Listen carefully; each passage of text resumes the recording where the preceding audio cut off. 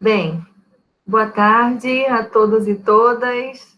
A gente teve alguns problemas técnicos, então eu peço desculpas pela demora. Meu nome é Ingrid, sou professora do Departamento de Ciências Sociais da UFSJ. A gente hoje tem esse evento que é muito importante para a gente, que é o lançamento do projeto de extensão Curta História, que vai ser desenvolvido junto ao DECIS, da UFSJ.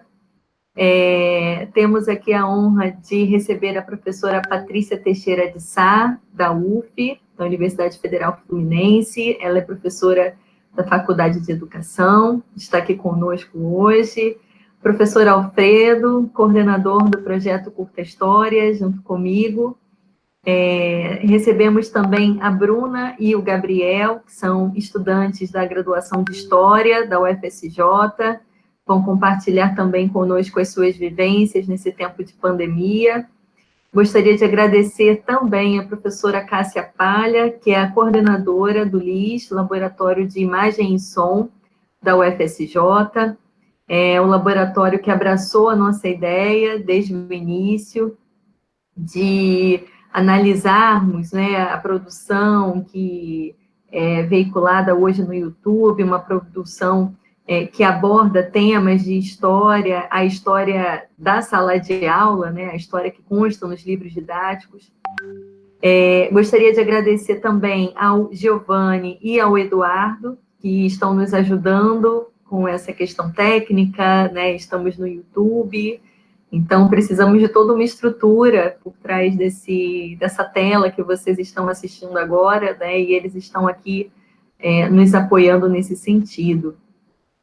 Bem, antes de passar a palavra para o professor Alfredo, eu gostaria de explicar um pouco para vocês o que é o Curta História, né, de onde ele vem, para onde ele se pretende ir, né, e também comentar um pouco com vocês sobre como surgiu a ideia de fazer esse evento, né. Bem, esse projeto Curta História, ele se dispõe a analisar a produção de canais do YouTube sobre temas de história, né? Então, a gente está agora no momento inicial de inventariar os principais canais, os canais mais assistidos, né, com vídeos de maiores visualizações, né, de inventariar esses canais e depois, em seminários, em reuniões, analisar criticamente, historicamente, esses canais, né? Percebendo as estratégias de narrativa, de discurso, de roteiro, estratégias cênicas também utilizadas, né? De forma didática ou não por essas pessoas que vinculam esse material no YouTube, né?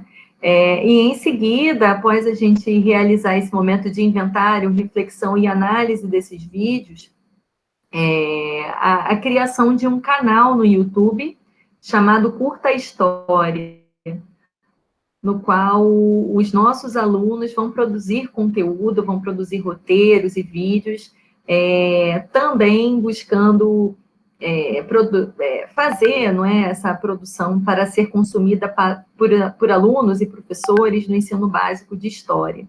A gente entende que existe uma necessidade de olhar para essa produção, porque é uma produção que está sendo consumida pelos nossos estudantes, em certa medida também tem sido utilizada na sala de aula por diversos professores no Brasil afora. Então, mesmo que muitas vezes não seja uma produção feita por historiadores, ela precisa ser analisada, investigada e pensada pela academia, e essa é a nossa proposta, né? A gente entende também que não se trata de uma perspectiva messiânica, né? A gente sabe que o YouTube não é acessível para todos, a gente vive num país de extrema desigualdade, desigualdade no acesso aos aparelhos eletrônicos, desigualdade também no acesso à internet, mas a gente sabe que existe uma crescente no consumo desses vídeos, né? Embora não seja uma realidade totalizante no nosso país. Então, é nesse sentido que o nosso projeto se insere, né? E a nossa ideia hoje é justamente refletir um pouco sobre essa questão da produção do ensino de história, especialmente quando diante de uma pandemia mundial, da Covid-19, que é o contexto que a gente vive hoje em dia, né? Então, sem mais delongas, eu passo a palavra para o professor Alfredo para fazer a apresentação da professora Patrícia.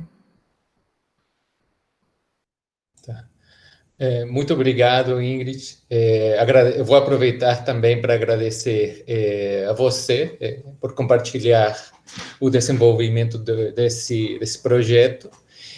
A professora Cássia Palha também, coordenadora do LIS, né, por abraçar, como a professora Ingrid falou, esse projeto, né, os colegas também que fazem parte do LIS, estudantes, a professora Patrícia, né, por ter aceitado o convite, né, com ânimo, com muito entusiasmo, a Bruna, o Gabriel, né, Giovanni, Eduardo, por fazer possível essa transmissão, né? E antes de passar, queria também falar duas, três coisas, né, sobre o projeto, né? Só complementando a fala da Ingrid, né, sobre o objetivo que a gente se colocou, né, com o projeto, né, que tem a ver, que poucas palavras, né, uma consciência de que as narrativas históricas, né, as concepções sobre o passado, os sentidos que atualmente se dão ao passado, não são monopólio dos historiadores dentro da academia, né? Pelo contrário, né, talvez a circulação dessas narrativas acontecem sobretudo fora da academia, né? Então, é um pouquinho de a gente, como professor, ser consciente disso, como professores, ser consciente disso, né?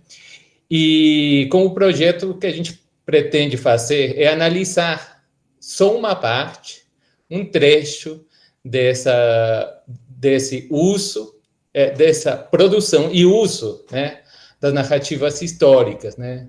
E diante dessa conjuntura que a gente tem da pandemia, isso virou uma questão de urgência, né? Porque essas narrativas da história, né, costumam ser parte dos argumentos políticos, né? De argumentos políticos, de criação de posturas que tentam argumentar e apoiar uma ou outra postura diante do presente, da realidade, né?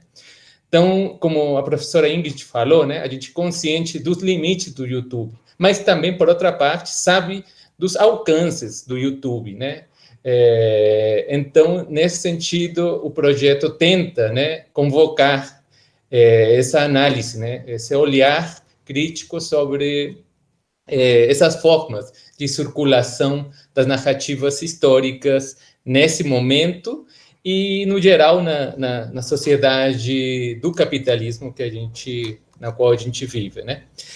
Então, agradeço aí a participação de todos, de todas, né? E agora, se vou apresentar a professora Patrícia, né? Agradecendo mais uma vez sua participação. A professora Ingrid já adiantou, né, que a professora faz parte da Universidade Federal Fluminense. Ela pertence na Faculdade de Educação. Ela atua dentro do programa de mestrado profissional em ensino de História, no Instituto de História da UF, né? É integrante do Laboratório de Ensino de História da UF e pesquisadora associada do Grupo de Pesquisa Educação e Mídia, GRUPEM, da PUC-Rio. Faz parte também do Grupo Interinstitucional Oficinas de História, e foi orientadora do núcleo do Programa Institucional de Residência Pedagógica e História, da UF, 2018-2020, né? E, claramente, a gente convidou a professora Patrícia, né, porque ela é especialista, né, nessas relações entre educação e mídia, né, formação de professores, mas com um foco muito importante nessa questão das formas de comunicação da história, né? Então, de fato, e eu vou aceitar aqui que a gente pegou esse tema do nosso encontro de hoje de uma das palestras da professora, né? A ser sobre a mediatização da educação da história nesse contexto da Covid. Então, Patrícia, mais uma vez, muito agradecido pelo aceite e muito obrigado por sua participação hoje, tá? Muito obrigado. Olá, pessoal, boa tarde.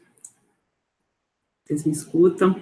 É a primeira pergunta que é feita em qualquer aula ou qualquer transmissão, mas eu não posso deixar de começar também retribuindo os agradecimentos todos que foram feitos aqui, especialmente aos professores Alfredo, a professora Ingrid, né, esse convite tão carinhoso. E queria saudar também a Bruna, o Gabriel, dizer que é uma alegria conhecê-los nesse encontro, né, com essa temática que nos toca tanto, né, que é a temática da relação entre ensino de história, mídia, formação docente, ou se preferir, o trabalho docente, né. Eu quero cumprimentar também o público que assiste agora e que está acompanhando o debate. Eu espero que seja uma tarde bastante proveitosa. Bom, eu, como o Alfredo disse, sou professora da área de ensino de História na Universidade Federal Fluminense, né? Eu trabalho essencialmente com disciplinas voltadas ao estágio supervisionado, acompanhando, né, o estágio dos licenciandos e das licenciandas em História na UF, e atuando também recentemente no mestrado profissional em ensino de História. Eu também tenho uma experiência prévia como professora na educação básica. Durante 8 anos atuei nas redes estadual, federal e em instituições privadas de ensino, na região do Rio de Janeiro. Então, assim, minha formação e minha atuação estão sempre atravessadas, estiveram sempre na fronteira entre a história e a educação. É desse lugar que eu vou falar hoje aqui. Minhas pesquisas de pós-graduação foram na área de educação, mas sempre pensando o problema da formação de professores de história, pensando a construção do conhecimento histórico, né? E falando desse lugar de fronteira, que é entre a história e a educação, né? Eu tenho que dizer também que eu fui interpelada pelo problema das mídias, né? Eu acho que todos nós aqui temos isso em comum hoje, e que percebemos, né, nesse encontro, e em diversas outras instâncias, né, da nossa profissão, que as mídias interpelam o nosso trabalho, nossa produção de conhecimento na academia, produção de conhecimento na escola. Então, eu queria trazer aqui, né, compartilhar algumas experiências que eu vivi nesses espaços de reflexão e de ação, né, em torno da educação e da história, interpelada pelas mídias, né, e trazer umas reflexões sobre o que eu estou colocando como uma hipótese, que é a mediatização do ensino de história, e talvez uma aceleração dessa mediatização no contexto da pandemia, né, e as implicações disso, e os desafios que são colocados para nós, professores, a partir dessa aceleração da mediatização, os limites e as possibilidades. E o primeiro ponto que eu gostaria de abordar é justamente a respeito desses atravessamentos midiáticos na construção do conhecimento histórico. Eu vou pedir licença para vocês para projetar uns slides que eu preparei. Nesse primeiro momento, eu gostaria de abordar essa questão dos atravessamentos midiáticos na construção do conhecimento histórico, apresentando alguns elementos da minha pesquisa de doutorado, que focalizou esse tema. Depois, gostaria de comentar um pouco a respeito do conceito de mediatização, né, o conceito que me inspirou a elaborar esse tema de pesquisa. E, por último, trazer umas provocações, umas reflexões sobre esse problema, ou essa hipótese da aceleração da mediatização da construção do conhecimento e do próprio ensino de história. Então, vou pedir aqui licença para vocês para projetar o slide.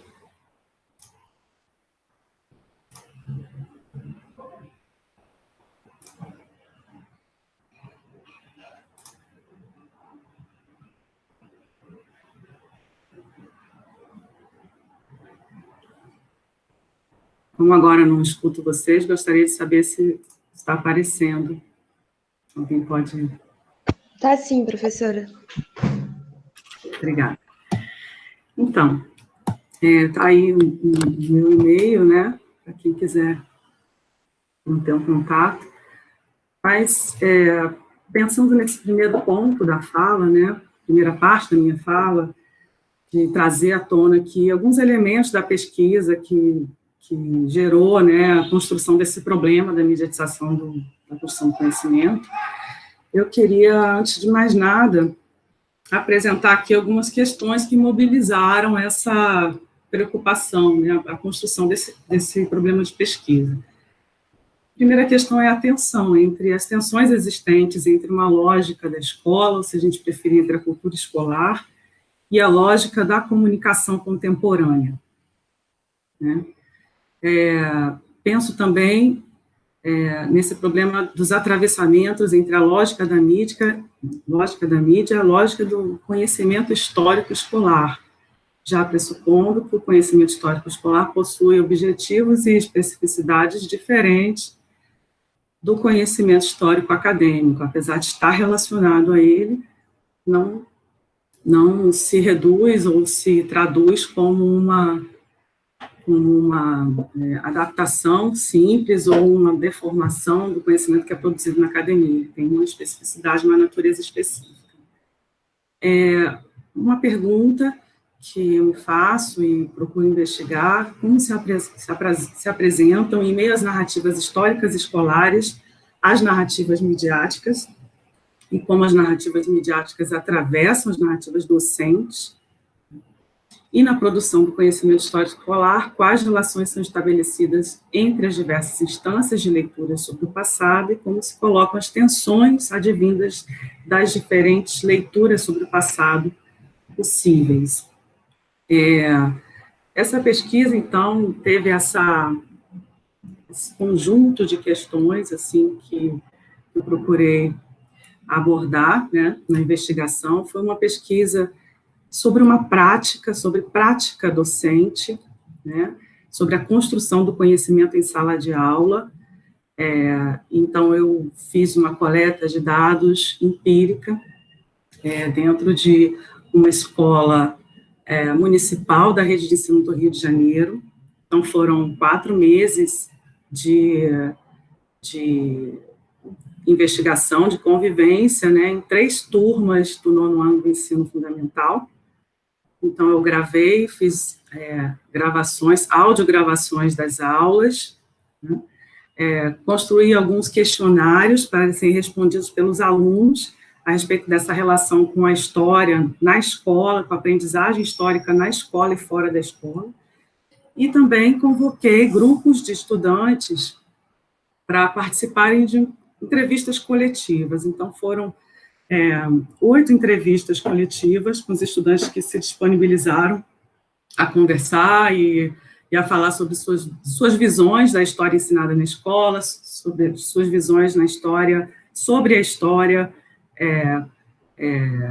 consumida, né, ou conhecida fora da escola, né, por eles. Então, essa é só um quadro geral, né, desse material empírico, que foi analisado com o auxílio de um software de análise qualitativa chamado Atlas TI, e com esse software eu fui marcando em todo esse material, nas entrevistas transcritas, na tabulação dos questionários, a frequência e a recorrência de algumas categorias que eu considerei que fossem importantes para pensar a construção do conhecimento na escola, né?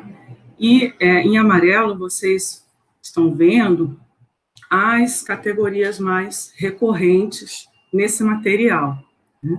A primeira de todas, que eu chamei de negociação ou justificativa explícita, tem a ver com todos os assuntos que circulam na sala de aula, que não têm diretamente relação com conceitos históricos, com temas relacionados de conteúdos históricos, mas sim negociações em torno do que significa estar na escola, né?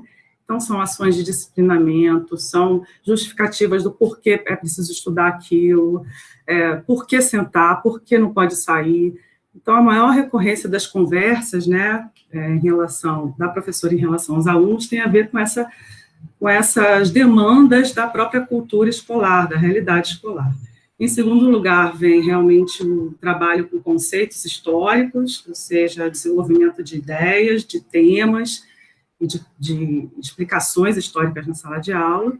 Em terceiro, as relações desses conceitos, né, e da explicação histórica com a mídia. E, em quarto lugar, os diálogos entre professor e aluno, que não envolvem exatamente as temáticas históricas, mas são trocas de ideias sobre a vida do professor e sobre as vidas dos alunos e das alunas, né? Então, é um momento em que há conversas mais direcionadas para as questões pessoais. E ainda tem essas outras categorias que apareceram, né, produção de vídeo, porque houve produção de vídeo em uma das turmas, houve algumas conversas, né, de análise de conjuntura, algumas conversas sobre a relação com a tecnologia, algumas exposições dos alunos a respeito da história que é ensinada na escola, e em relação ao uso do livro didático, foi bem pouco para essa realidade.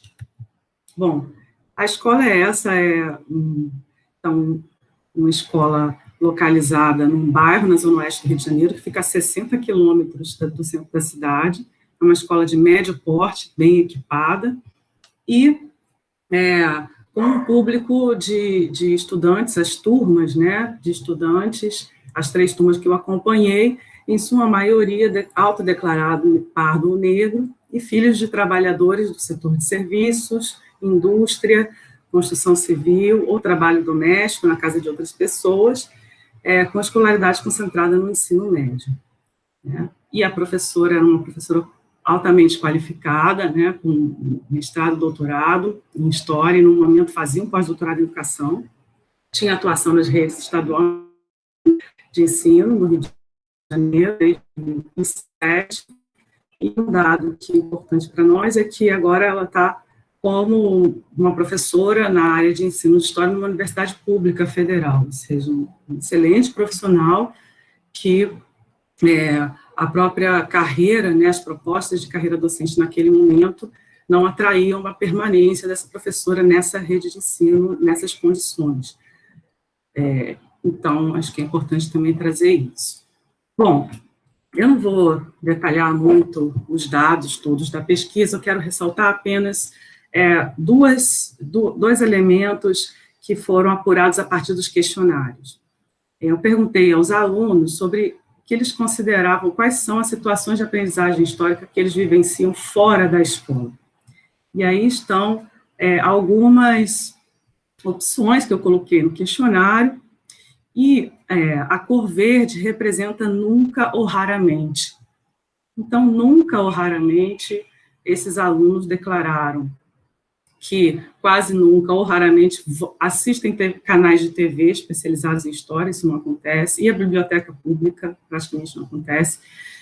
Conhecer história através de livros de literatura, museus e lugares históricos, revistas de história, e essa proporção, ela cai um pouco, quer dizer, alguns declaram, e o vermelho representa frequentemente ou sempre, algumas ações relacionadas ao contato com produtos audiovisuais, né, a consulta a livro didático, a conversa com professores de história e internet.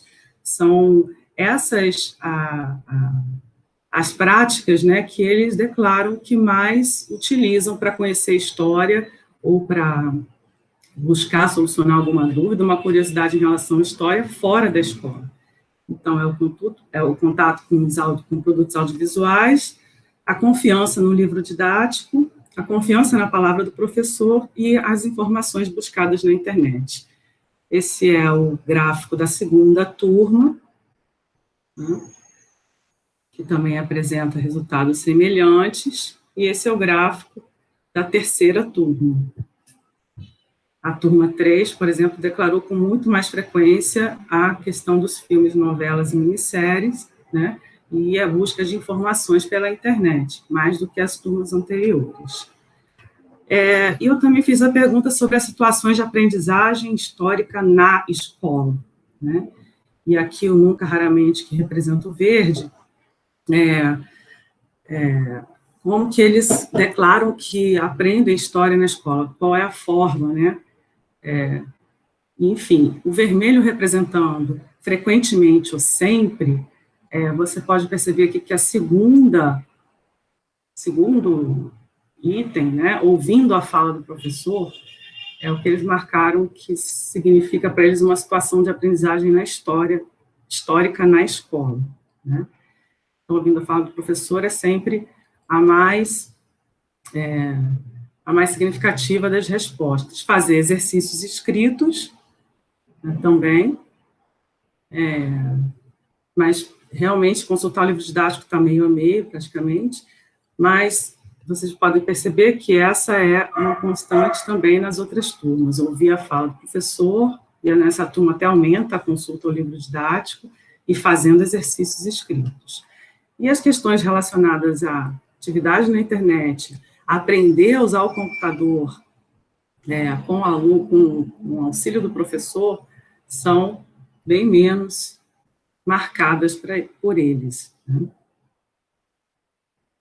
Bom, em geral, então, o que eu queria dizer aqui, que é um resultado desse estudo empírico, né, que é como um estudo localizado também, não necessariamente, não deve ser generalizado, né, na verdade é preciso haver investigações situadas em outros contextos, né, esses alunos declaram, então, que existe um valor que eles conferem à palavra do professor, né, e uma importância ou uma recorrência dos exercícios escritos e dos esquemas e resumos escritos no quadro branco, né.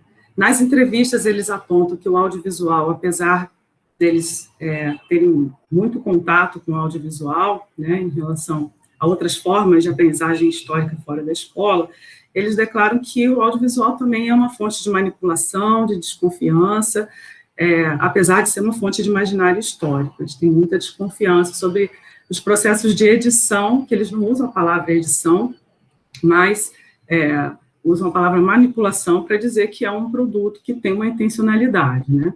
Em relação à busca da informação histórica na internet, tem essa porcentagem que eu estou expondo aí, que, na verdade, para mim foi uma surpresa. Eu achei que ia ser quase 100% dos alunos, né, com uma prática de buscar uma informação, tirar uma dúvida na internet. E outra questão que eu quero destacar é uma fraca mediação do professor no uso do computador e na internet na escola, né? E a gente imagina também que tem uma estrutura, apesar de ter projetor multimídia dentro da sala de aula, caixa de som, quadro branco, não havia, por exemplo, uma oferta de internet de qualidade com boa velocidade, nem equipamentos suficientes para que esse trabalho fosse desenvolvido. Então, essa era a realidade desses alunos, né? Então, assim, em geral, esses alunos valorizam estratégias didáticas com apelo à visualidade, conferem aos impressos e à palavra escrita um status maior de confiabilidade e de legitimidade em relação ao audiovisual. Então, também não notei, assim, que era uma intencionalidade didática explícita da professora de articular um método para lidar com o que a gente pode chamar, talvez, de letramentos midiáticos ou letramentos digitais. Não era uma intenção explícita da professora, né? E esses alunos, então, revelam poucas habilidades para avaliar conteúdos midiáticos e audiovisuais, né? E no contexto dessa escola, o que se nota é um desestímulo direto ou indireto para a adoção de mídias digitais ou trabalhos na direção dos letramentos digitais dentro da escola.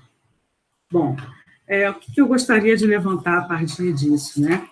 É que a gente tem uma discussão que eu acho pertinente de trazer aqui, que é a desconstrução de certa afirmação que circula aí, né, na sociedade, numa bibliografia mais de best-sellers, talvez, uma suposta facilidade natural com a qual as crianças e os jovens lidam com computadores e internet, né? Então, ter usos críticos, né, criativos, que demandem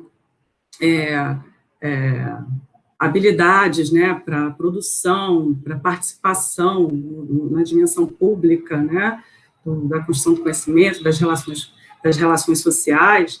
A internet, ela tem demandas específicas, né, que são renovadas continuamente a partir da mudança dos cenários de mídia mesmo, e que nem todas as crianças dominam.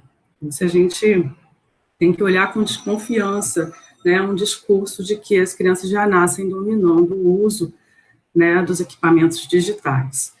Então, eu queria trazer essa reflexão, né, junto com uma outra constatação, assim, que é possível acessar através dos estudos publicados pelo Centro Regional de Estudos para o Desenvolvimento da Sociedade da Informação, que é o CETIC, né, e lá você tem levantamentos nacionais sobre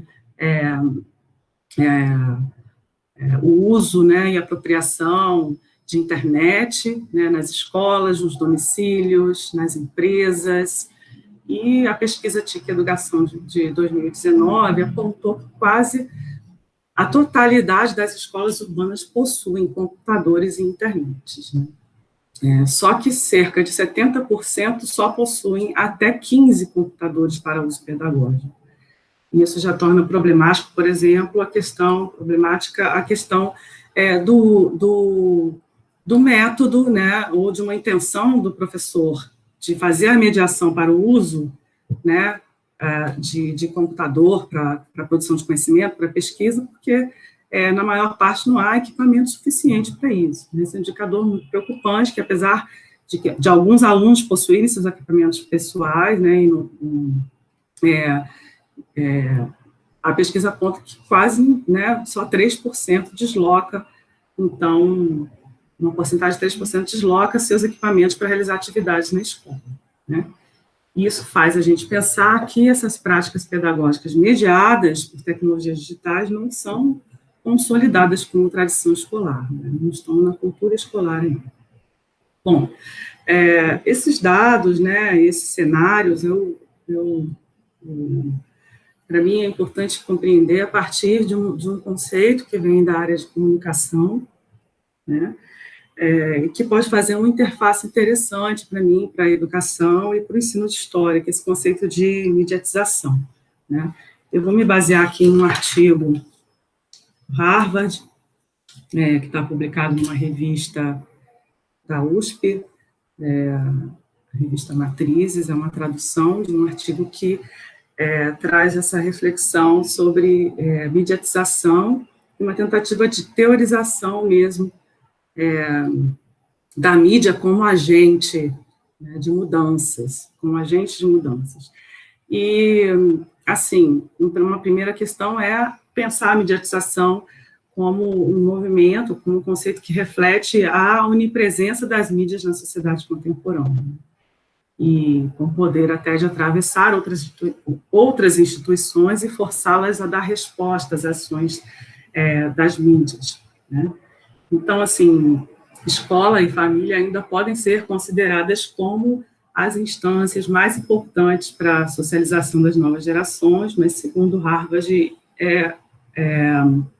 essas instituições estão ambas mediatizadas, porque estão atravessadas pela onipresença das mídias na vida cotidiana.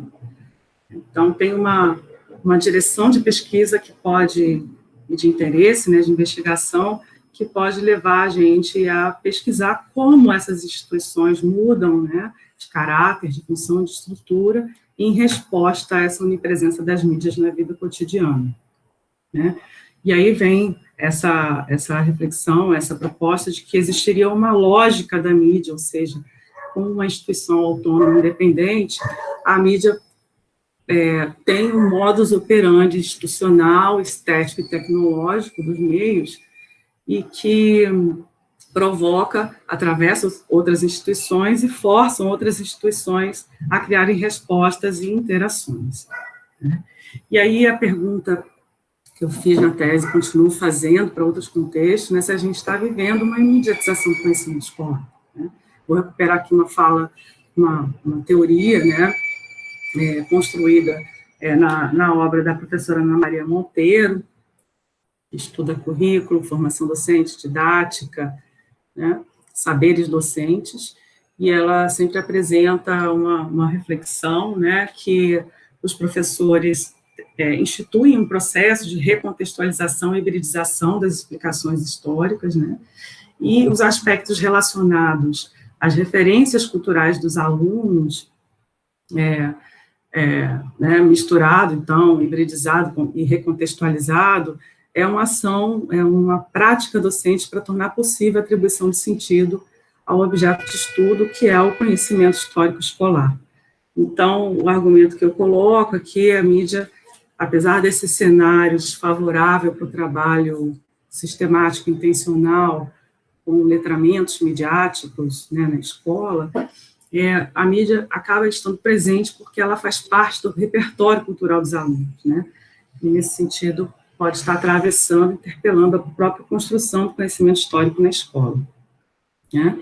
E, atualmente, eu tenho pensado, assim, que a gente precisa apurar, né, investigar de perto, coletar narrativas sobre se e como a escola e o trabalho docente estão sendo afetados por um suposto contexto, então, de aceleração da mediatização, né? Quais respostas têm sido elaboradas pelos professores, né, em diversos contextos no Brasil, e também pensar um pouco sobre o que tem acontecido com as práticas de ensino de história, né, tanto na escola como na universidade. E aí eu passo a terceira parte, né, da minha fala aqui, tentando sistematizar e trazer as reflexões finais, né, que são alguns desafios para a gente pensar em cenários de mediatização do conhecimento, né? Primeiro, reconstituir, pensar os cenários de produção de memória e de história que influenciam a construção do conhecimento histórico escolar, pensar quais são, investigar, né, e analisar as práticas de ensino remoto emergencial na área de história, e como essas práticas podem contribuir para uma apropriação crítica dos conteúdos que circulam nas mídias, né? Como os professores estão articulando as linguagens instrucionais, as linguagens conceituais, as midiáticas, e aquelas que são oriundas da tradição local e comunitária, com mediação das tecnologias digitais, que essa é uma prática que faz parte do trabalho docente, né, articular uma linguagem que é típica da escola, que é aquela ideologia muito frequente, né, da instrução, do trabalho em torno de lições, né, os conceitos que os professores trazem, a presença da mídia através do repertório cultural, né, dos alunos e dos professores, e em alguns casos também um trabalho intencional dos professores em problematizar mídias, né, dentro da sala de aula, e outras linguagens que vêm dessa tradição comunitária. Então, isso antes da pandemia já era um jogo que eu acredito que é um jogo que faz parte ali do trabalho docente cotidiano, mas a gente tem que se perguntar como é que isso está acontecendo com a mediação de tecnologias digitais, né? Eu acho que isso pode ser pensado através de uma discussão, entre outros caminhos, né, também sobre práticas mídia-educativas. As práticas mídia-educativas podem ser definidas como atividades que envolvem promoção de conhecimento sobre as linguagens dos meios, né, e podem ser pensadas em duas direções, as práticas de análise dos produtos e as práticas de produção de mídia. Eu acredito que o projeto Curta História tem essas duas direções, né, se não me engano, se eu entendi bem. Analisar o que tem sido veiculado e consumido e fazer o exercício da produção, né, de mídia. Nesse sentido, né, sobre estudos de práticas mídia educativas, eu vou falar só brevemente de uma pesquisa que eu participei no âmbito do grupo de pesquisa Educação e Mídia, na PUC-Rio, que fez um levantamento, né, uma pesquisa que envolveu toda a rede municipal do Rio de Janeiro, respondida pelos diretores das escolas do Rio de Janeiro, e que também mostrou, né, esse cenário de, vamos dizer assim, de infraestrutura, né, para trabalho com práticas em mídia educativas, né? Só 37% das escolas pesquisadas possuíam mais de 10 computadores funcionando, e só 12% mais de 10 notebooks em bom estado. E a questão com a internet qualificada como regular, ruim ou péssimo, em 72% das respostas ao questionário, o que a gente já imagina que é um contexto adverso, né, para um trabalho sistemático com mídias. Bom, eu vou trazer agora umas perguntas finais, umas preocupações que, para mim,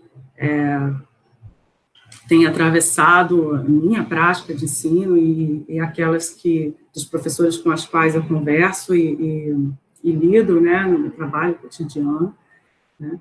Eu tenho uma preocupação sobre como, nesse contexto de ensino remoto, têm sido criados espaços de escuta e de acolhimento, né, aquele momento, então, que as relações informais são tão importantes, né, para a formação humana dentro da escola e também para a formação histórica, né, como esses gestos que tocam, que afetam, que fazem diferença, têm sido construídos nesse contexto, né, e não conseguir criar esses espaços gera uma grande angústia, né, para professores, porque a gente sabe, e aí, retomando lá aquele quadro inicial da pesquisa de doutorado, né, que as negociações, as justificativas, os conflitos em sala de aula têm uma recorrência e um papel formativo também, né, e isso no ensino remoto não está acontecendo, né, para a grande maioria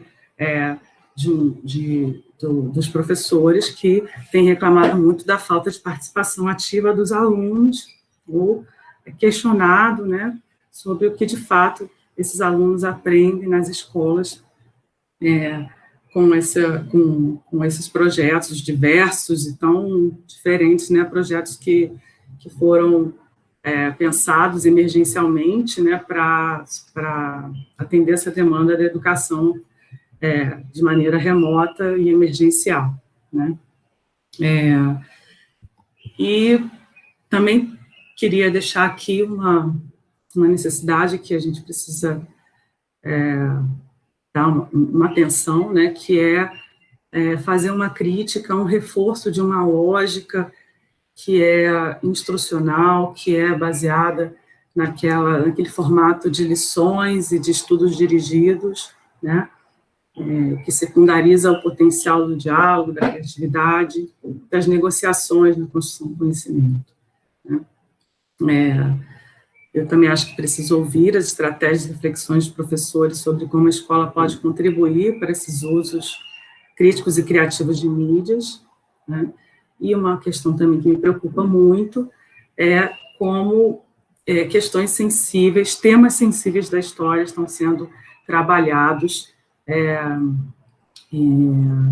nesse contexto, já que eles demandam realmente diálogo, criatividade, negociação, incômodo, conflito, como, por exemplo, os temas, né, das relações étnico-raciais, o tema da igualdade de gênero, né, das lutas pela igualdade de gênero, temas sensíveis como ditadura militar, escravidão, holocausto, né, são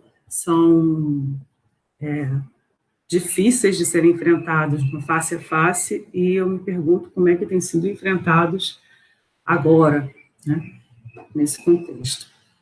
E, por último, como uma perspectiva, eu acho que para o ensino de história, a gente precisa levar em conta essa dimensão ético-política para a construção do conhecimento, né, e criar, garantir espaços de negociação, de debate sobre aquilo que é contraditório, sobre o inusitado, né, e lutar pela participação ativa desse público escolar, né, numa concepção, numa direção dialógica, não naturalizar.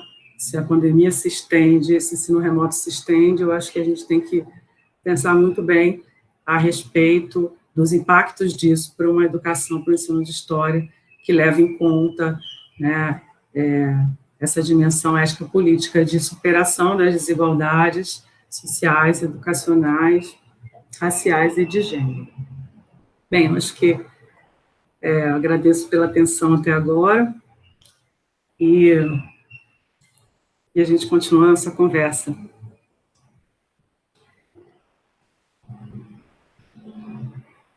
Tá. Muito obrigado, Patrícia, pela sua fala. Realmente você trouxe vários pontos que, assim, que dá para a gente discutir daqui, assim, em várias dessas reuniões, como essa que a gente está tendo aqui, né?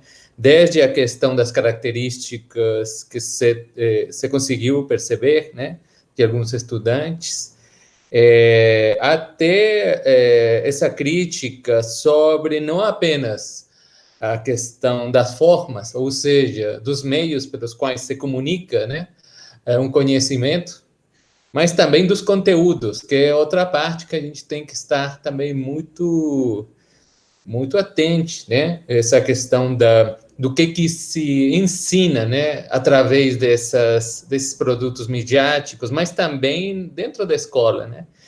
Então,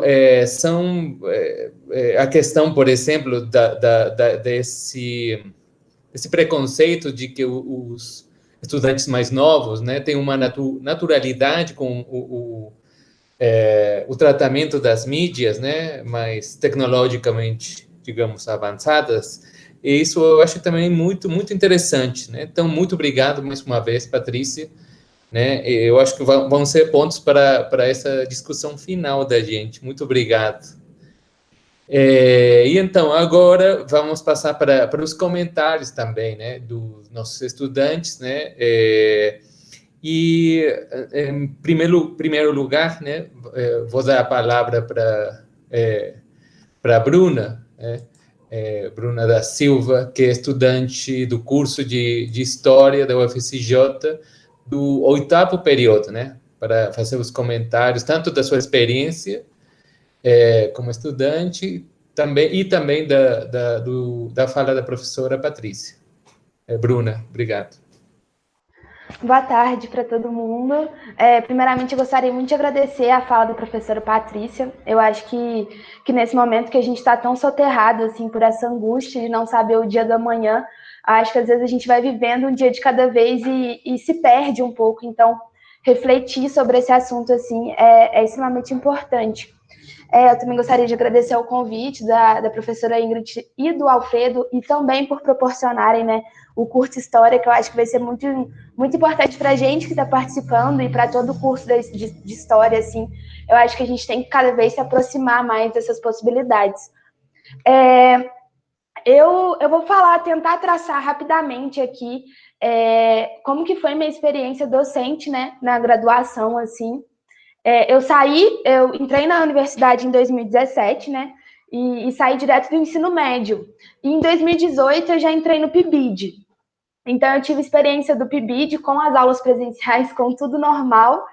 E aí agora, no finalzinho de 2020, eu entrei na residência pedagógica, que está acontecendo com a mesma professora que a gente acompanhou no PIBID e na mesma escola. Então, eu estou podendo ver como que era a dinâmica da escola, das aulas, dos alunos, no presencial e como está sendo agora. É uma escola periférica do bairro de São João del Rei, e lá a gente está vendo como que problemas, dificuldades anteriores da pandemia estão cada vez sendo mais reforçadas agora à distância, né? Como, por exemplo, o comentário de que cerca de 200 alunos de 600, mais ou menos 640, não tinham contato, não estava tendo aulas, não tinha nenhuma forma de ter comunicação com esses alunos. Então, do nada, esse contato com a internet, os dados que a professora trouxe, eu acho que condiz muito com a realidade da escola, porque lá, no máximo, tinha 20 computadores e 10 não estavam funcionando, né? Então, assim, como que você leva uma turma inteira para trabalhar com computador, enfim, diante da falta de estrutura mesmo, da falta de equipamento. A fala da professora Patrícia, acho que me trouxe muitas questões, assim, mas eu pensei em tratar muito sobre uma temática e levantar algumas questões, assim, possibilidades sobre isso. Quando ela fala sobre temáticas sensíveis, né, eu me remeti na hora a uma experiência que eu tive ainda no PIBID, com ditadura militar. Eu fiz em 3 partes, assim, primeiramente eu dei um formulário, depois umas aulas teóricas, e depois eu convidei o Sálvio, que foi um militante e foi preso pela ditadura, para contar o relato dele para os alunos. E aí, nas aulas teóricas, eu lembro de ter uma disputa com os alunos muito forte, assim. Eles traziam, mas não foi bem assim. Porque meu pai viveu e estava em outra... Diz ele que não foi dessa forma. Então, eu enxerguei muito uma ideia de contradição, sabe? Deles contra o professor, como se não tivessem acreditando. E naquele mesmo momento, eu estava estudando alguns vídeos do YouTube, e até mesmo hoje, da gente fazendo o levantamento para o curso História, muitos vídeos, os mais visualizados, trazem o outro lado da história, a verdade sobre a história, o que os seus professores não te contaram. Então, eu fico me questionando muito agora, com essa aceleração da mitidização, né, que a professora Patrícia comenta, e com esse distanciamento entre professor e aluno, não só físico, né, porque muitos, por exemplo, aqui do estado, eu sei que eles não estão tendo nem aulas, né, eles ficam ali dispostos só para responder perguntas, assim, e eles só ficam com vídeos do estado ou com a internet, né, ou com o YouTube, e quando tem, né, quando tem a possibilidade de ter esse acesso. Então, eu fico pensando como que vai ser se os alunos perderem um pouco essa referência no professor, e serem inundados por um tipo de conhecimento que promove essa lógica reacionária, conservadora do Escola Sem Partido, por exemplo, que é o que muitos dos vídeos do YouTube têm uma grande, a grande massa, assim, o que assiste, né, os vídeos mais visualizados. E ainda sobre isso, sobre esse distanciamento e de como a internet demanda essa atenção e essa participação, essa modificação da gente a todo tempo, eu também fico me questionando muito sobre o que vai ser do nosso retorno, se esses alunos estão tendo um contato com as mídias, com vídeos no YouTube, enfim, com professores youtubers ou professores apresentadores, né? Essa forma de ensinar muito rápida, com auxílio de imagem, de ilustração muito imediato, com uma velocidade muito, muito maior do que uma aula dentro da sala de aula. Eu fico pensando como que vai ser um retorno disso, sabe? Se a gente vai conseguir lidar com essa comparação incessante, assim, dos alunos, tipo assim, você não é tão legal quanto o professor da internet, ele ensina muito mais rápido. E aí eu fico até me questionando mesmo se a gente vai ter uma mudança, assim, do que é considerado um bom professor, qual que é o nosso papel, né, diante do projeto do Curta História, qual que é o nosso papel em relação à própria didática, de como dar aula, de como falar, porque eu acho que a partir do momento que a gente reitera como se esses professores que dão show, enfim, são mais eficientes do que professores que não fazem isso, e aí, sabe, eu fico, um momento de muitas dúvidas, assim, que eu acho que cada vez vão surgir mais, e eu acho que conversas como essa, eu acho que podem ajudar muita gente a ir tranquilizando o coração e descobrindo caminhos para isso funcionar. E é isso, agradeço a todo mundo, e aí o Gabriel. Muito obrigado, Bruna. Muito obrigado. Você também trouxe vários pontos muito importantes para serem discutidos. E você trouxe aí experiência direta, né? Eu acho bem interessante, né, sua experiência no PIBID. Muito obrigado, Bruna. E agora vou dar a palavra para o Gabriel Milagres de Almeida, né? Estudante do segundo período, né, também do curso de História da UFCJ, e antes também lembrar para quem estiver, quem está agora, né, assistindo a transmissão pelo YouTube, né, que a gente deixou um link com materiais, né, propostos aí pela professora Patrícia, né, sobre a temática que ela expôs agora recentemente. Então, para quem quiser, né, baixar esses materiais, o link está no chat daqui do canal do LIS, né, no YouTube. E também lembrar que no final da fala do Gabriel, né, a gente vai abrir para perguntas também do público, né? Então, vocês podem ir colocando aí alguma pergunta aí no chat também, tá? Muito obrigado. E então vou passar a palavra para o Gabriel.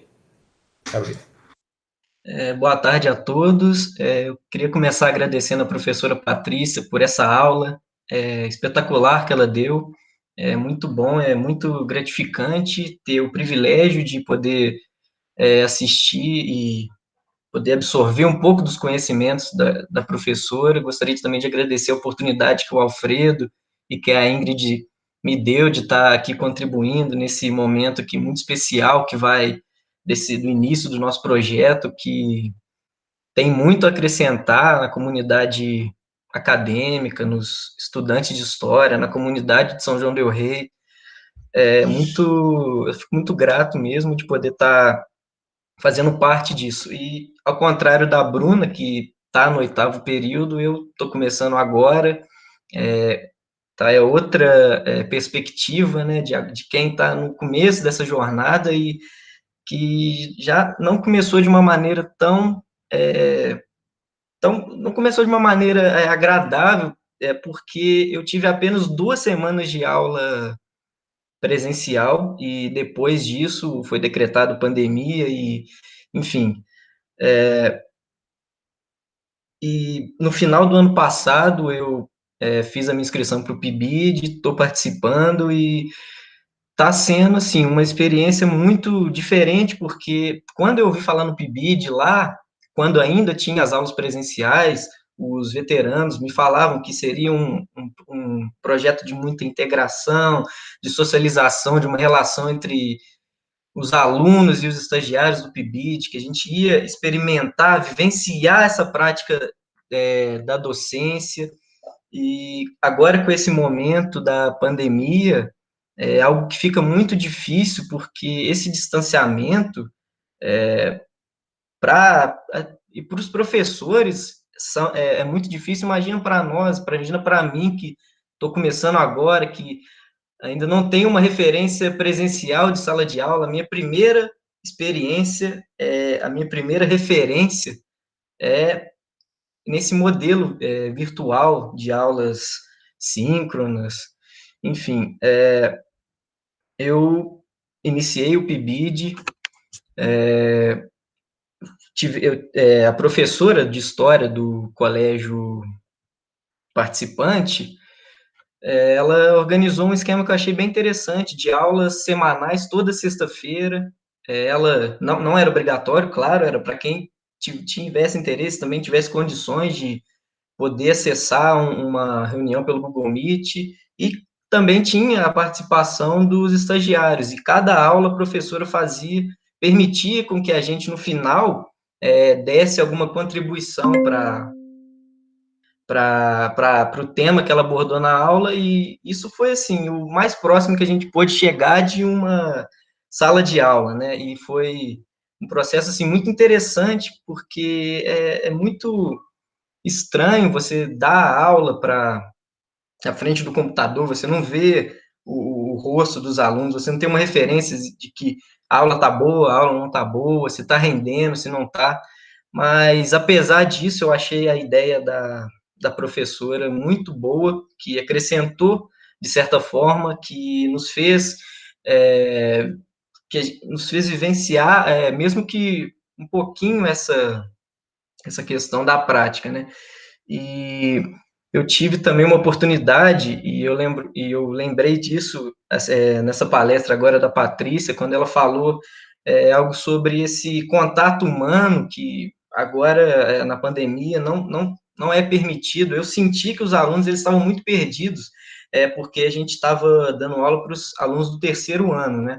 Então, eles estavam ali na iminência do Enem, naquela loucura de não ter aula e o Enem chegando e tem que entrar na faculdade, aquela cobrança que todo mundo que está no terceiro ano passa, e muito mais potencializado pela pandemia. Eu percebi isso nos alunos e eu conversei com a professora e eu falei, olha, eu quero acrescentar alguma coisa para esses alunos. Eu tive uma longa experiência aí com vestibular, fiquei um tempo no cursinho, então eu tenho, assim, uma certa experiência empírica para poder conversar com os alunos. Então, a gente elaborou em um dia, eu tenho uma conversa, eu expliquei as matrizes do Enem na área de história, eu resolvi algumas questões com os alunos, e o mais importante foi a conversa, quase que informal, de como se preparar para a prova emocionalmente, e aí teve uma participação muito interessante da professora, que também deu as suas contribuições, como que preparar o psicológico para esse momento. Então, nessa nesse momento de interação, foi o mais próximo que a gente pôde chegar dessa relação humana, de que presencialmente isso é muito evidente, mas que aqui, desse modo virtual, não é tanto. E como que teve uma repercussão muito positiva entre os alunos. Então, isso significa que eles precisavam desse contato humano, que eles tinham tanta falta, assim, de trocar uma ideia, de conversar, esquecer um pouco essa relação hierarquizada de professor e aluno. Vamos conversar de igual para igual, vamos compartilhar as angústias, compartilhar os medos, a experiência com essa pandemia, e isso foi, assim, algo que acrescentou muito nessa minha vivência, nesse período de PIBID aí, nessa pandemia, né? Agora, eu queria fazer uma pergunta para a Patrícia, né, aproveitando os conhecimentos dela, de qual maneira, na sua visão, na sua experiência, a academia ela pode trabalhar com uma formação específica de professores destinada ao trabalho com suportes midiáticos? E também gostaria que você comentasse a sua visão de como o Estado pode intervir para estimular essas práticas midiáticas nas escolas. Mais uma vez, agradeço pela presença, agradeço pela oportunidade de poder estar aqui falando um pouco da minha curta experiência. E então é isso, gente. Muito obrigado. Muito obrigado, Gabriel. Você tocou num tema que eu também acho bem importante, termos sociais, né? Que é a questão da interação pessoal, dessa questão das sensibilidades, das emoções, que o espaço físico, né, abria também para a gente, né, não só estudantes, para todo o grupo de pessoas, né, que trabalham na escola, né, além de ser um espaço de trabalho, de educação, era também um trabalho social, né, e que essas emoções, finalmente, né, nessa questão da ajuda, da solidariedade, da empatia, são também importantes, né? Então, sua experiência agora, né, que você conta de tentar, né, estabelecer um tipo de relação pessoal nessas condições, né, era um dos seus objetivos, né? Então, e aí a pergunta, né, quanto que essas formas de comunicação, né, de uma outra forma, ou literalmente, né, travam a possibilidade dessas relações, que são fundamentais, né? E que agora a gente está sem essa possibilidade por causa do risco, né? Do risco mortal que representa a pandemia. Então, muito obrigado, Gabriel, aí, pela sua fala, né? E então agora eu acho, porque como não sei se tem alguma pergunta, acho que não, né, no chat. Eu tenho também alguns comentários, mas antes eu queria passar a palavra para a professora Patrícia, né, para ver se tem alguns comentários sobre as falas da Bruna, do Gabriel, né, se ela quer acrescentar alguma outra coisa, e depois aí a gente abre também para a professora Ingrid, se também quiser intervir, né, fica à vontade, e aí a gente pode terminar mais em uma dinâmica de bate-papo, de discussão, de reflexão, né, sobre o aqui levantado, tá? Então, Patrícia. Eu queria, assim, fazer uns comentários, não sei se respondendo diretamente as perguntas, mas vou tentar trazer algumas reflexões que foram me surgindo aqui a partir da fala da Bruna, que eu acho que acabaram se concretizando na pergunta do Gabriel, né? Enquanto a Bruna falava, eu fiquei registrando aqui, bom, a gente também tem uma frente muito importante, né, de luta, que é a garantia da promoção, né, a promoção do conhecimento mesmo sobre os usos, na direção da alfabetização midiática informacional, né? A gente tem uma defasagem em relação a isso, né, na promoção de políticas de promoção da inclusão digital, por exemplo, e talvez não seja assim uma inédito, né, é o que eu vou dizer, mas é que eu escuto isso muito nas aulas, em vários contextos aí de discussão, né, que a pandemia, então, ela escancara as desigualdades pré-existentes, né, escancara, aprofunda, não só reproduz, mas aprofunda as desigualdades. E uma delas é essa desigualdade no acesso, na posse do equipamento, no acesso à internet, a qualidade da internet que é oferecida, né, no país, nas diferentes regiões do país, e em outro nível também as habilidades para lidar com os conteúdos, as habilidades para lidar com as interfaces, né, uma outra dimensão que seria essa dimensão da crítica, né, e da participação cidadã. Então, se isso não era uma política, não é que não existisse nenhuma política nesse sentido, mas sempre descontinuadas, muito fragmentadas, dependendo de cada rede de ensino estadual ou municipal, né? Se isso não era encarado antes da pandemia como uma necessidade, né, uma prioridade por parte dos governos, não era uma política de Estado ainda, na pandemia isso mostrou, né, no contexto da pandemia, o resultado disso se apresentou para nós no campo educacional, né? Então, a pandemia também escancarou uma desigualdade de acesso, né, a equipamentos, a sinal de internet e a crítica de conteúdos circulam nas mídias, né, e aprofunda disso, e a gente tem que levantar esse ponto, né, e a Bruna, eu acho que, enquanto ela falava, eu pensando, né, na proposta do Curta História, é uma iniciativa que vem de um projeto de extensão, né, que também pode, eu acho que um trecho da fala da Bruna que foi bastante interessante, contribuir para a própria formação inicial e continuada de professores, né, que alguns vídeos possam também ter um conteúdo que contribua para promover, não sei se foi isso exatamente que a Bruna falou, mas eu concordo muito com isso, assim, para promover um conhecimento de como trabalhar, né, com alguns conteúdos e formatos de mídia, né, enfim. E eu acho que tem a ver com a questão que ficou, né, para o Gabriel, assim, como é que o Estado pode contribuir nisso? Ele deve contribuir, né, porque a desigualdade no acesso à tecnologia, ela ajuda também a aprofundar a desigualdade social, são questões relacionadas, né? Então, deve ser encarado como uma política de Estado, um caminho assim, para conhecer o que foi já realizado em outros países, né? Tem documentos da Unesco conceituando o que significa alfabetização midiática e informacional. Isso é um direito, né? O direito à informação, o direito à circulação de conteúdos, né, responsáveis, comprometidos com os direitos humanos, né? Isso já é a dimensão ética, mas eu acho que também é um direito de cidadania, né?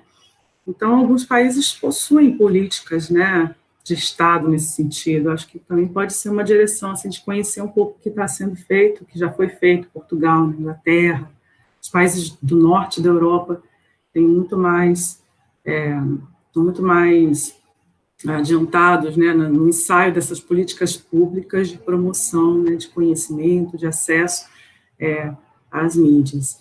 E, no mais, assim, eu quero, né, parabenizar a Bruna e o Gabriel por essa fala hoje e dizer que compartilho, né, o que o Gabriel falou a respeito da importância desse gesto de acolhimento, né, mesmo com aquela angústia de que aquela aula na sexta-feira ela não foi para todos, porque nem todos puderam estar ali por várias razões, né? Mesmo sabendo que há limites, né, no encontro que está sendo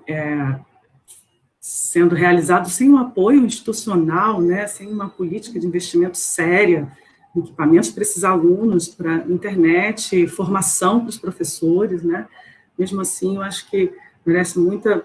Quero saudar, né, essas iniciativas que são gestos de acolhimento, para mim são gestos de acolhimento, né? São gestos, no início da pandemia, eu lembro que houve muita resistência, com toda a razão, né, de se estruturar um ensino à distância, mas quando a gente estava no primeiro mês de pandemia, que a gente achava que ia acabar antes, muito antes, né, e fomos sendo surpreendidos cada dia com a prorrogação, uma situação que a gente vê hoje pior do que um ano atrás, né? Mas eu lembro dessa resistência de alguns professores em toda a razão, por causa justamente dessa angústia, né, de não ser democrático, porque não está atingindo, porque não tem um projeto, né, de Estado para alcançar realmente as pessoas, né, e todo o público escolar. No entanto, eu ouvi falas muito sensíveis de determinados professores que concordavam com tudo isso, mas que produziam material e tiveram alguns retornos sensíveis por parte dos alunos, né? Uma das professoras falou assim: eu acho que não é uma folhinha, é um esperançar. Eu botei uma atividade lá, mas era uma atividade de uma narrativa autobiográfica, era uma atividade que justamente tinha uma intenção de promover esse acolhimento, esse contato, né? E só para fechar, assim, eu me lembrei, tem uma webconferência do professor Antônio Nova, que é um professor português, pesquisador da área de formação de professores, em que ele fala isso, né, que nesse momento da pandemia, quem representa o vínculo dos alunos com a escola é o professor, na verdade é o corpo docente que faz isso, e nesse momento são os professores que estão salvando a escola, né? E isso também tem impacto sobre a nossa saúde, né, física, mental. A gente também não pode esquecer. Obrigado, Patrícia. Ingrid, você quer falar alguma coisa? A minha conexão não está muito boa, mas eu acho que eu consigo me expressar rapidamente. Eu aprendi demais, Patrícia, com a sua fala, e me chamou bastante atenção o levantamento que você fez dos questionários acerca da produção da história, né? O quanto que os alunos confiam na palavra do professor e no livro didático, né? E do quanto que é importante a gente seguir refletindo sobre o livro didático. Porque é como eu falei lá no início, né? A gente sabe de toda essa produção que está disponível no YouTube, a gente sabe que há um consumo desse conteúdo, mas o livro didático, ele é ainda, né, a ferramenta mais utilizada pelos alunos e pelos professores, né? E aí é nesse sentido também que vai a minha pergunta. No final da sua fala, você comentou, né, você indagou, na verdade, quais serão os frutos do afastamento professor-aluno nesse período, né, que é tão longo. O que isso tem construído, né, que tipo de angústias isso gera nos professores, etc. E aí eu acho que é um campo de estudo importante, que quem trabalha com ensino de história tem que lidar, né, de saber os impactos disso tudo. E aí, explicando melhor qual é a minha pergunta, né, aqui no estado de Minas Gerais, foram criados...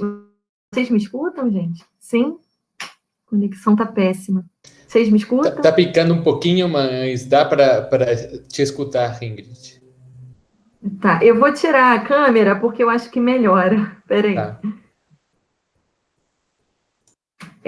Aqui no estado de Minas Gerais, o governo criou os planos de estudos tutorados.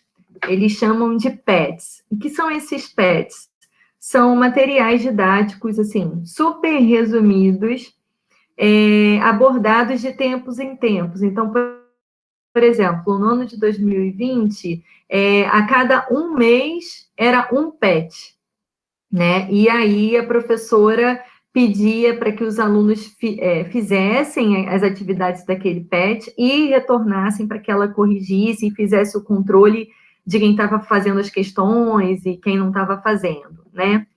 E aí eu queria te perguntar em que medida, né, esse tipo de iniciativa contribui para a permanência de problemas, né, especialmente com relação às relações étnico-raciais, como você comentou, né? Em que medida esse tipo de produção didática, mesmo que necessária, né, dadas as circunstâncias que a gente tem hoje, em que medida elas limitam debates referentes às relações étnico-raciais, mas também a temas sensíveis, né, como você e a Bruna bem colocaram. Essa seria a minha questão.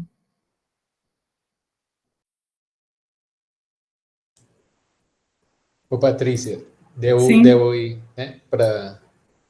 Pode. Agora,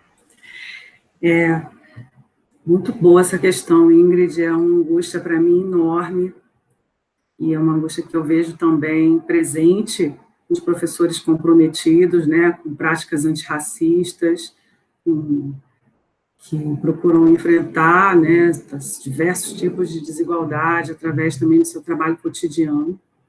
Ontem mesmo, numa aula de estágio remoto, ontem a gente teve um encontro, ontem de noite e hoje de manhã, com as turmas de pesquisa e prática de ensino, e a gente teve uma discussão exatamente sobre isso, né, sobre ensino de história e relações étnico-raciais.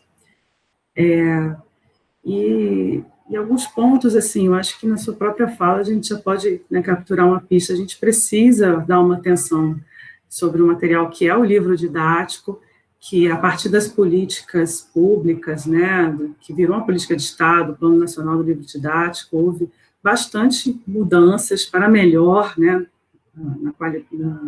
no conteúdo, nas discussões do livro didático. Ainda não é perfeito, mas eu não sei se a gente tem que buscar um livro didático perfeito necessariamente, porém a gente tem, assim, pesquisas que apontam alguns avanços, né, no tratamento dessas questões sensíveis, nas representações de negros e indígenas, nos livros didáticos, né, e a gente precisa continuar investigando e continuar aprofundando, né, as reflexões e a crítica sobre o livro didático, não tenho dúvida. Mas quando a gente pensa no material instrucional resumido, né, faz uma operação de resumo do resumo, resumo da síntese, né, se havia já problemas de, por exemplo, eurocentrismo, né, falta de representatividade nos próprios materiais, que têm sido cada vez de melhor qualidade, vamos dizer assim, fruto dessa política de avaliação contínua, né, que é feita como política de Estado, PNLD, imagine, então, que a gente encontra em materiais resumidos, né, que colocam, silenciam ainda mais, né? Tiram, por exemplo, jogos de linguagem que podem proporcionar uma reflexão melhor sobre o tempo histórico, tiram gravuras, imagens. Isso eu estou falando assim por alto, não estou generalizando, né? Eu acho que a gente tem que pegar realmente, é uma tarefa hoje de uma prática de estágio, por exemplo, fazer uma análise séria desses materiais e fazer uma comparação, né? O que está sendo negado e silenciado nesse material. O que não está presente é importante, né? Que a gente coloque em relevo. E o impacto disso, né? E junto com a falta da interação face a face, eu creio que deva ser uma dificuldade maior de abordar temas sensíveis, porque são temas que a gente, quando vou usar essa expressão, a gente peita, né, a gente coloca ali em xeque, a gente sustenta incômodos provocados por isso, né, porque não é tranquilo, não é harmônico, né, a harmonia racial é uma ideologia, né, construída historicamente para a nossa cultura. Então, quando a gente não para de silenciar sobre reprodução de racismo, sobre reprodução de opressão contra as mulheres, quando se torna legítimo falar sobre isso, o incômodo aparece também. É algo que ontem com as turmas, né, de pesquisa e prática de ensino, a gente conversava, né, sobre essa mais esse fator com o qual que a gente precisa lidar, né, que esse incômodo, às vezes sofrimento que gera, e como é que se faz isso através de um material instrucional unidirecional, né? Como é que você vai perceber o sofrimento no rosto de um aluno a respeito de um tema, ou de uma palavra, ou de uma, não sei, de uma frieza no conteúdo, né, a forma como ele é transmitido, enfim, representado ali na sala de aula. Então, eu acho que é importante realmente colocar isso em evidência e que a gente tenha sensibilidade para isso e também pensar num jogo do pós-pandemia, né? Cobrar também políticas públicas e investimento para, já que está acelerada a desigualdade, acelerar a correção dessa desigualdade, quando tivermos condições, né? Investimentos para projetos como Curta História e vários outros, né, nesse sentido, projetos de promoção de políticas de educação antirracista, por exemplo, né, de reflexões sobre ditaduras e promoção de direitos humanos, a gente tem que também se colocar, eu acho, como uma pauta pública, né, e um compromisso nosso também a respeito do pós-pandemia. Quando for possível, isso já deveria estar sendo feito, na verdade, pelo Estado. Já deveria estar sendo feito, porque se também se silencia a respeito disso, é sinal de que a reprodução, né, das desigualdades estão se aprofundando. Não sei se respondo, mas algumas reflexões a partir da fala da Ingrid. Não sei se o Gabriel e a Bruna têm alguma outra questão, alguma outra pergunta.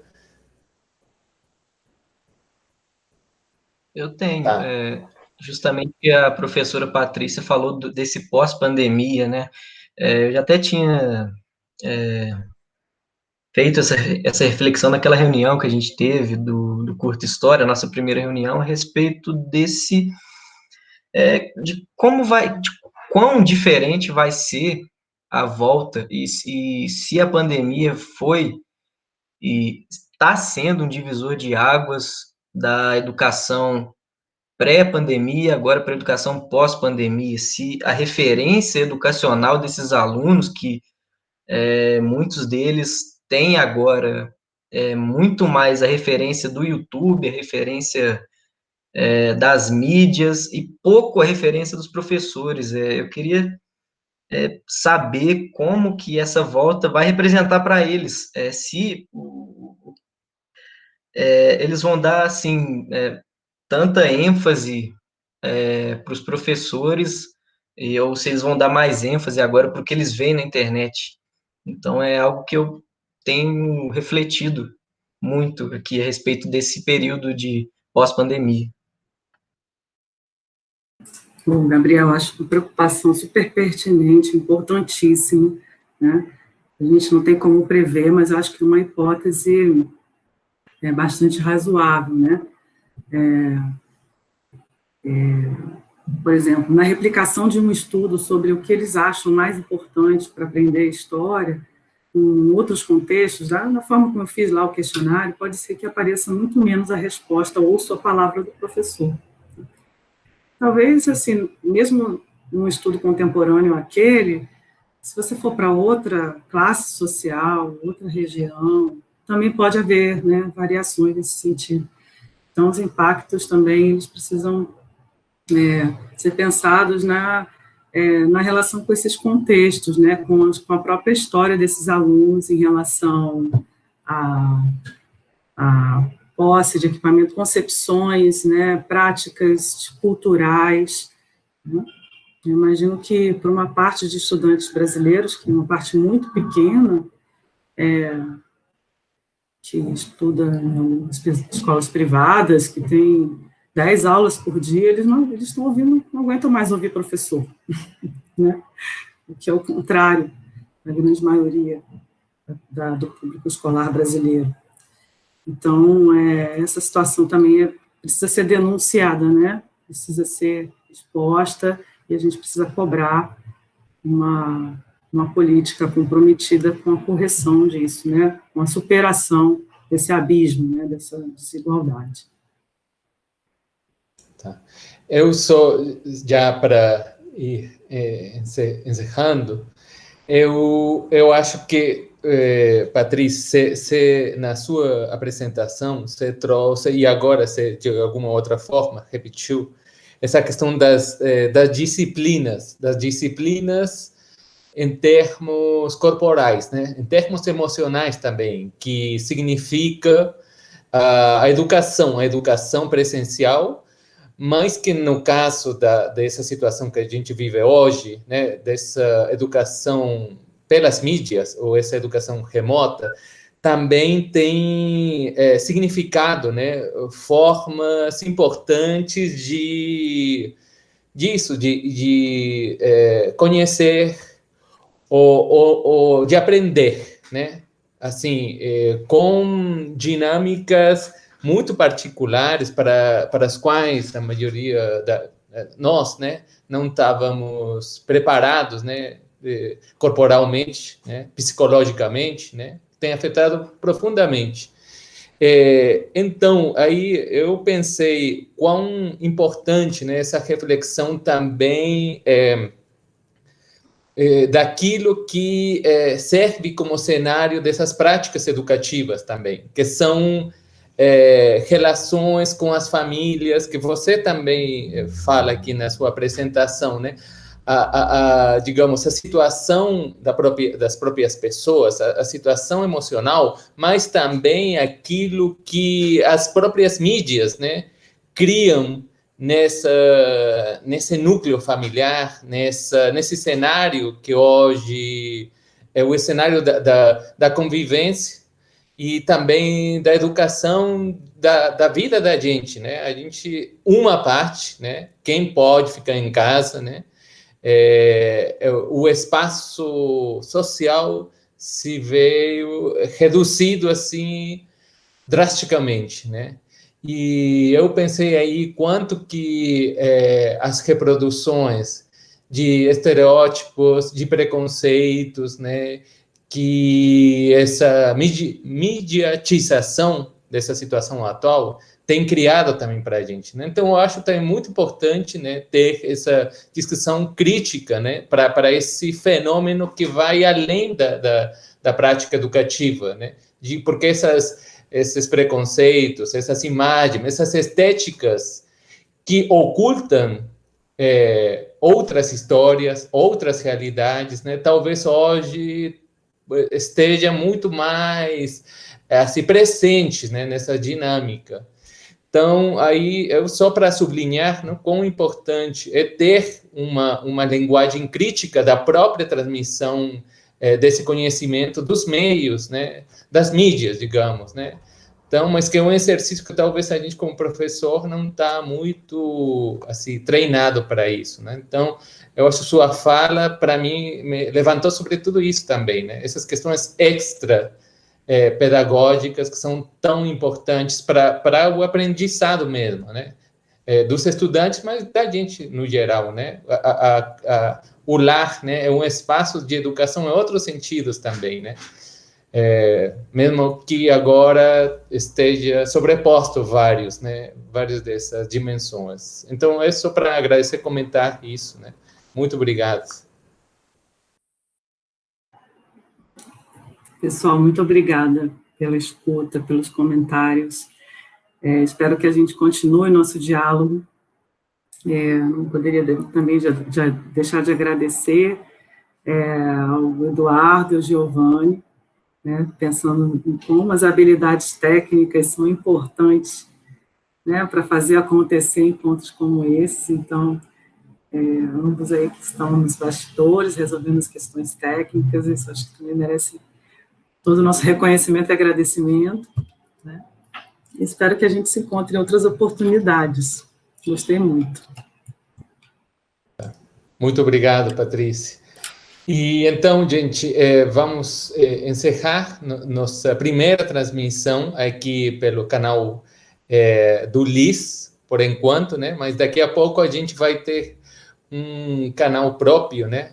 Que se chama Curta História, né? Onde discussões, críticas, produções, né?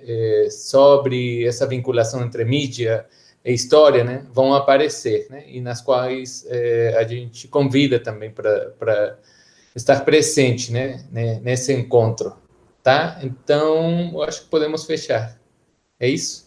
Tá? Então, muito obrigado mais uma vez, grande abraço para todos e a gente se encontra daqui a pouco, tá?